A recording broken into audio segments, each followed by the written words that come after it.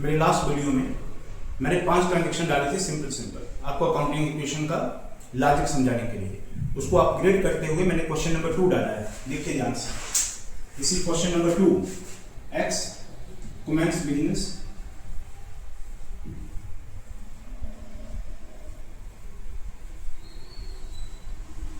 with cash rupees 60,000 and stock worth rupees 44। Business को क्या मिला है? स्टॉक है, असेट ये बढ़ जाएगा।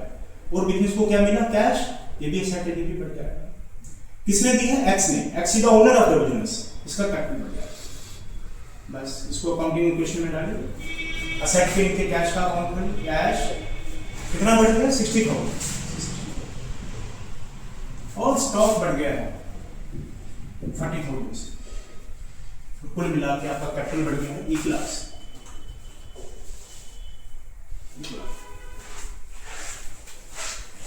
Number 2,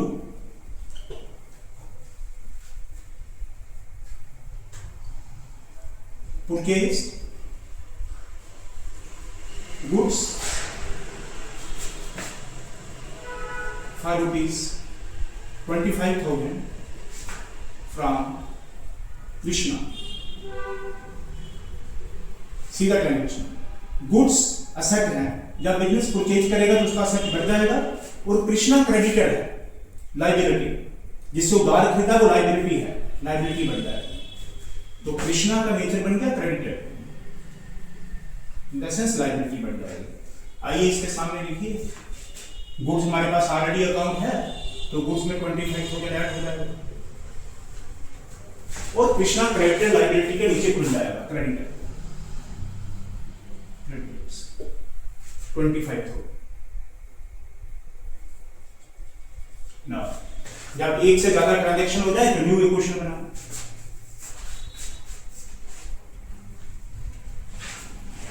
This is new equation। 60,000, 65,000, this is 25,000, 1 lakh। Third transaction,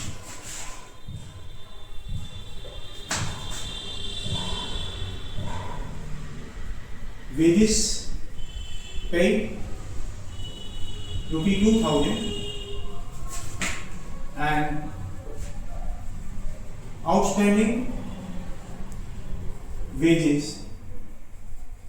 ₹500। See, this is the important transaction। wages paid का मतलब कैश कम हो जाएगा। इस पेड से कैश जो आपका असेट है ये कम हो जाएगा पे करने से। 2,000 से कैश कम हो जाएगा और वेजेस पे करा तो वेजेस आपका एक्सपेंस बन जाएगा।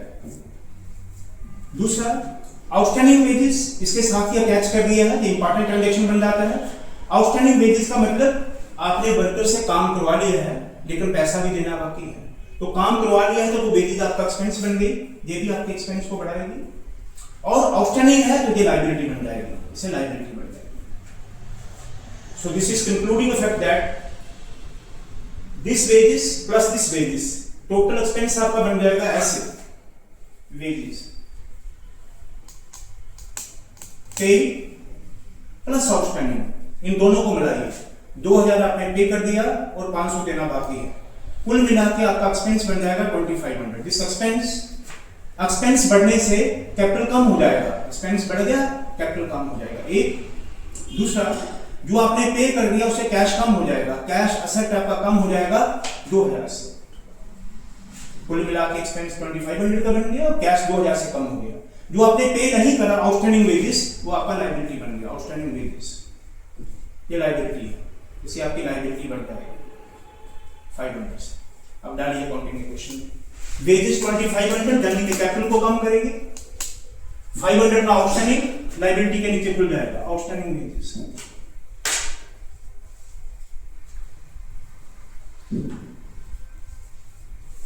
500 आपने पे कर दिया है 2,000, उससे कैश कम हो जाएगा।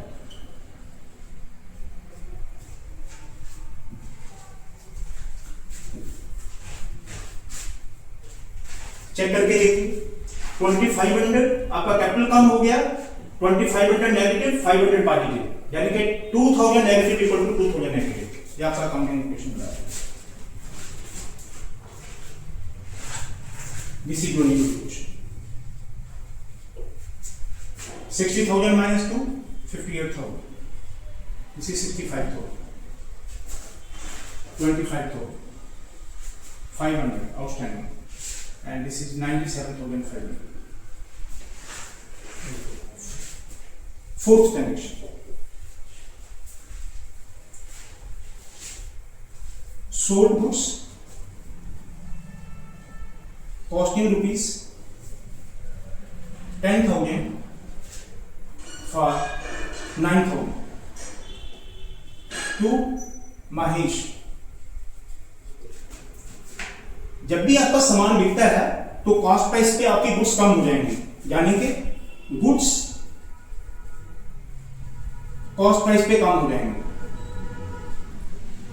गुड एसेट आपका कम हो जाएगा 10,000 से, और आपने सेल करिए थे महेश को। महेश योर डेटर, महेश आपका डेटर बन जाएगा।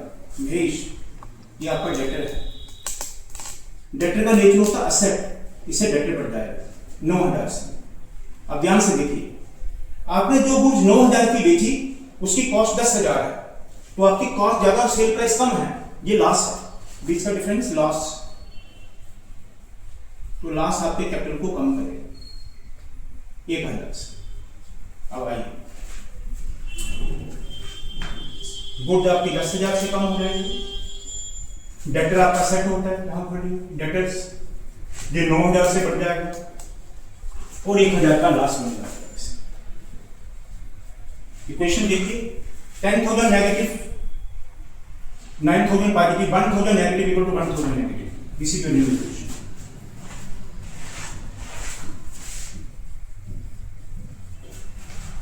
58,000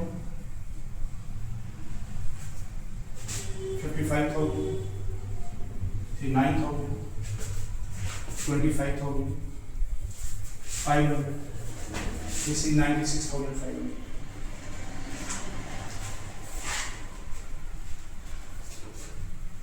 Fifth transaction,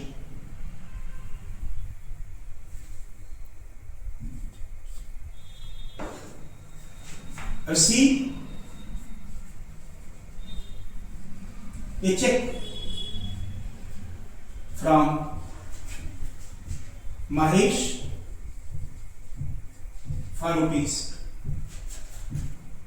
8,500 in full settlement। ध्यान से समझिए इंपॉर्टेंट ट्रांजेक्शन। चेक हमें मिला, रिसीव्ड चेक, तो बैंक का बैलेंस बढ़ जाएगा।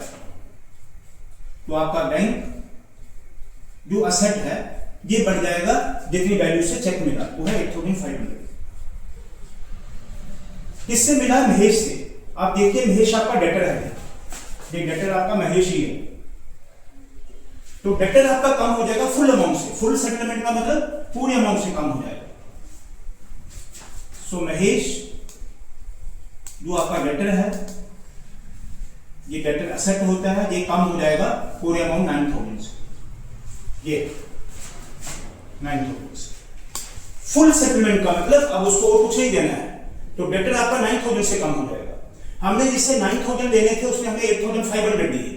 ये जो 500 का डिफरेंस है इसको कैश डिस्काउंट बोलते हैं। This is discount.